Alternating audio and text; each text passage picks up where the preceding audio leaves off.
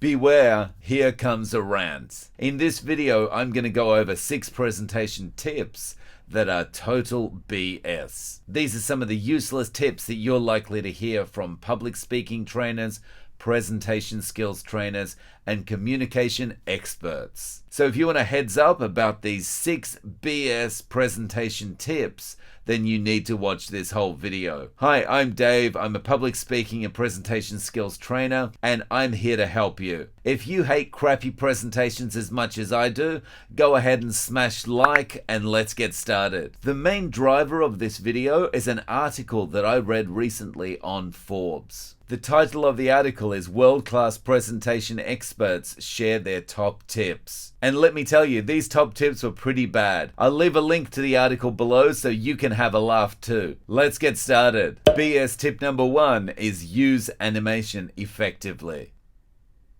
You may as well tell me to lose weight by exercising effectively. Telling me to do anything effectively is meaningless advice. The way to use animations in your slides effectively is to not use animation at all. Your audience are there to learn something. The audience are not there to see how you can pull a rabbit out of a hat, turn it into a bullet point that spins around the screen and knocks other objects out of the way before coming to rest and becoming bullet point number 2. This kind of BS is what amusement parks are for, and this kind of BS is what makes you look like an amateur presenter and irritates your audience. BS tip number 2 is prepare your slides and let them guide your talk. Thing is, your slides are there to support you. If you let your slides guide your talk, you become the support for your slides. And if your slides are driving you, you may as well email them to the audience and save them the trouble of coming to your presentation. BS tip number 3 is minimize the amount of words on your slide by using the 6x6 rule. In case you didn't know, the 6x6 rule was invented by some guy who wanted to have a rule. It means a maximum of 6 words per line over 6 lines. That's a total of 36 words on your slide. 36 words doesn't sound like minimizing anything to me. And 36 words promotes reading. And anything that encourages your audience to read encourages them to stop listening to you. BS tip number 4 is you need good slides to do a good presentation.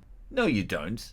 You need good presentation delivery to give the audience the chance to decide whether the slides are any good or not. Because if your delivery sucks, they're not paying attention. And if you think for a second that good slides are going to save your presentation, imagine boring Barry from accounting delivering a presentation using a Steve Jobs slide deck. Train wreck. BS tip number 5 is start with a good template. Same as good slides, a good template is not going to save your presentation. What you need to do is start with a plan, practice, revise, be comfortable talking. Then, as a last step, design your slides to support you and follow along with the talk that you're going to give. BS tip number 6 is brand each slide. I'm not sure what to say anymore.